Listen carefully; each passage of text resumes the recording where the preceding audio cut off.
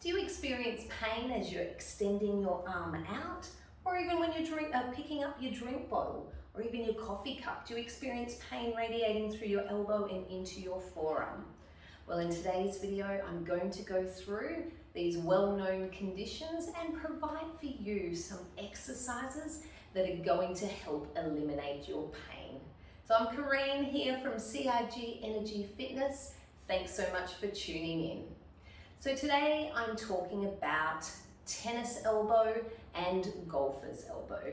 So very similar conditions, however, tennis elbow is usually related to pain in the outside of your elbow, whereas golfer's elbow is then the pain radiating through the inside of your elbow. Now, these muscles are used when we look at bending our wrist and then straightening through our fingers.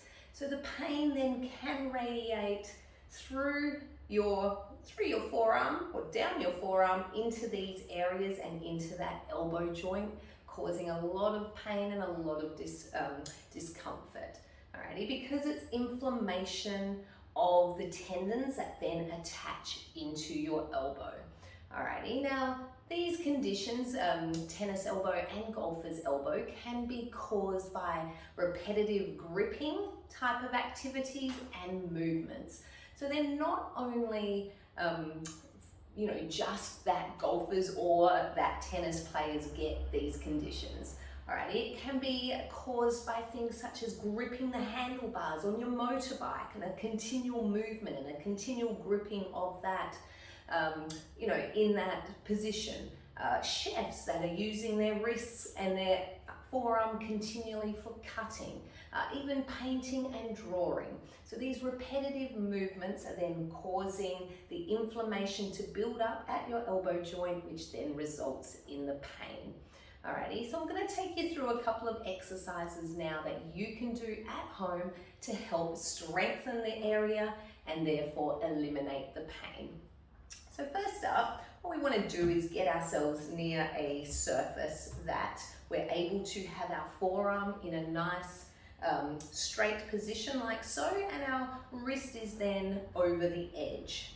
Alrighty, and what we want to do then is simply take our wrist through the motion of extension. So wrist or hand coming up is we're putting our wrist into extension, and when our wrist goes down, we're putting our hand or our wrist then into flexion. Alrighty, so with this exercise, it's really important then just to keep a nice flat forearm on your bench or on your surface. Alrighty, so to begin with, just going through that motion, just using body weight. Like this doesn't, because I don't actually have this condition, this doesn't, I guess affect me too much, but this could be quite enough for you if it's something that you're finding challenging and you're suffering with in the sense of the golfer's elbow and the tennis elbow. But we're simply just taking that wrist through the extension and then flexion movement. Alrighty, so what we're doing then is we're actually working all these wrist extensor muscles that contribute and then attach into, as well as the tendons and the ligaments that are attaching into our elbow. Alrighty, so that's your first exercise. Second exercise is going to actually be your wrist extension isometric holds. Alrighty, so what that is in the very same position, we're then putting our wrist into that extension position, and then by using our other hand, we can create some resistance. We're actually pushing our wrist up while our hand is pushing down. So we're then creating some resistance. So these muscles here, they are firing, alrighty, as you can see, through this motion, alrighty. So this one is known then as an isometric hold. Alrighty, so I would recommend starting out with body weight first and then just see how you go, because you can always then progress onto other movements to adding resistance. And what we can do is actually, if you have just a TheraBand at home, we can use then this as resistance. So popping it on the ground, you can put your foot on that and then just holding onto the band as we then make that motion up into extension and down into flexion. Alrighty. So that's one type of resistance we can add.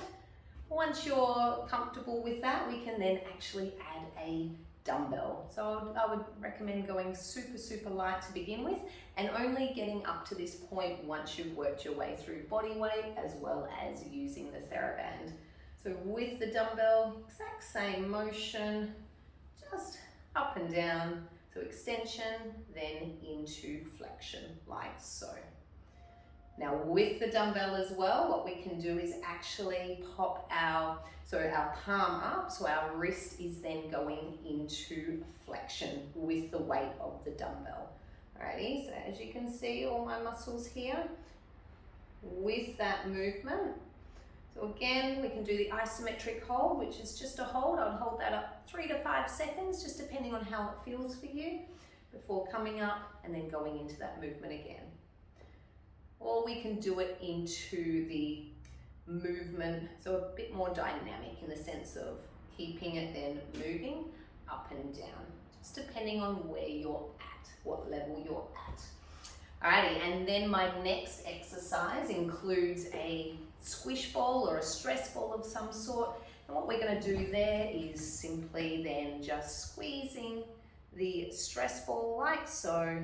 As you can see, all my wrist extensors here are tightening up, they're contracting, so we're then strengthening through those muscles. Alrighty? Alright guys, I hope you enjoyed that video. Give these exercises a go and please let me know how they go for you. Thanks so much for watching. Until next time, see you later.